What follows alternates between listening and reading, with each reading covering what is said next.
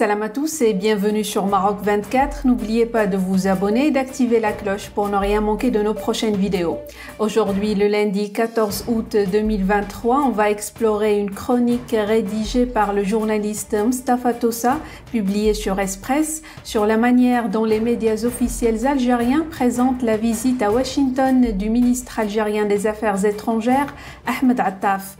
Malgré une représentation enjolivée de cette visite comme un sommet diplomatique entre les deux pays, il est difficile d'ignorer cette nuance de convocation émanant du secrétaire d'État américain Anthony Blinken à l'égard d'Ahmed Attaf.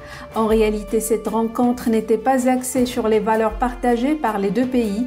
Elle visait plutôt à interroger à travers plusieurs prismes si l'Algérie n'avait pas intégré la liste des Rogue States, considérés comme des adversaires directs de Washington, tels que la Corée du Nord, la Russie, l'Iran ou la Syrie. Je vous laisse avec la chronique du journaliste Mustapha Tossa. Envie d'un voyage au Maroc? Réservez votre ferry dès maintenant sur billetbateaumaroc.fr, facile, rapide et fiable. La propagande officielle a beau enjoliver la visite du ministre algérien des Affaires étrangères à Washington, tentant de la présenter comme une rencontre au sommet diplomatique entre les ministres des deux pays, elle ne parvient pas à effacer ce halo de convocation lancé par le secrétaire d'État, Anthony Blinken à Ahmed Attaf, sommet de venir s'expliquer sur les différentes postures de son pays à l'égard de nombreuses crises régionales. Et pour cause, le régime algérien donne migraine et urticaire à l'administration américaine. Sans aucun doute, la récente visite du président algérien en Russie et en Chine place son pays ouvertement dans le spectre des pays antagonistes aux intérêts américains.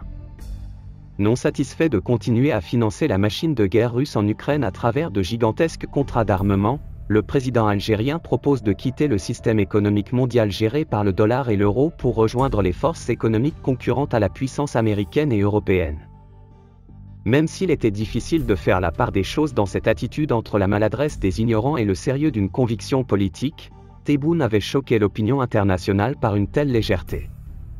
L'Algérie, dont les intérêts économiques et le volume d'échanges commerciaux sont majoritairement avec l'Union européenne, ne propose ni plus ni moins qu'un gigantesque harakiri politique. Faut-il rappeler que cette rencontre entre Blinken et Attaf fut précédée par de nombreuses démarches de la part d'influents députés américains qui demandent ouvertement à l'administration Biden d'imposer des sanctions économiques à Alger à cause de son soutien financier et militaire au régime russe. En plus de la problématique question russe, Washington a dû serrer les vis du régime algérien sur au moins 3 sujets que l'administration américaine estime importants dans sa relation avec Alger. Le premier est le comportement suspect de certains milieux militaires algériens avec les organisations terroristes dans la région du Sahel.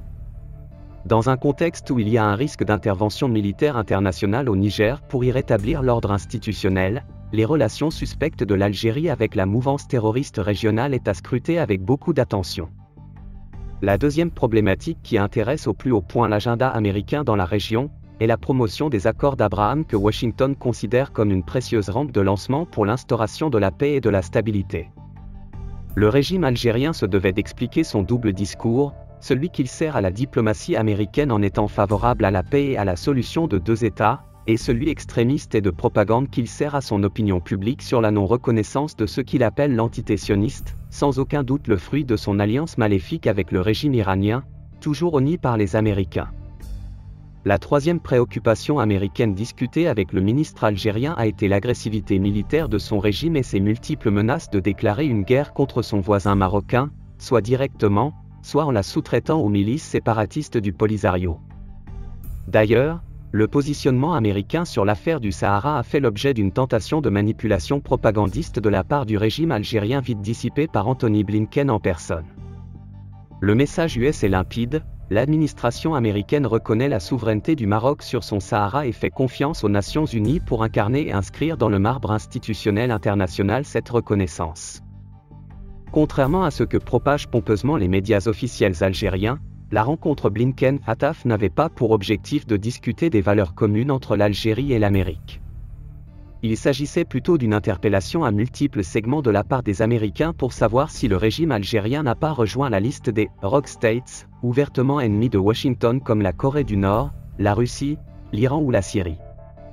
Toute la question est de savoir si les réponses, Les promesses et les justifications fournies par le ministre Ahmed Attaf au nom du régime algérien ont convaincu l'administration américaine de ne pas passer à l'étape supplémentaire de la sanction et de la punition. Il serait intéressant de surveiller les prochaines prises de position du régime algérien et tenter d'y détecter l'influence de la menace américaine. Ce qui est certain, c'est que la virée américaine du ministre Attaf n'a pas été une promenade de santé, mais plutôt un douloureux passage sur le grill des choix politiques de Washington. Pour rester informé, je vous invite à regarder les vidéos Maroc 24 qui s'affichent sur votre écran.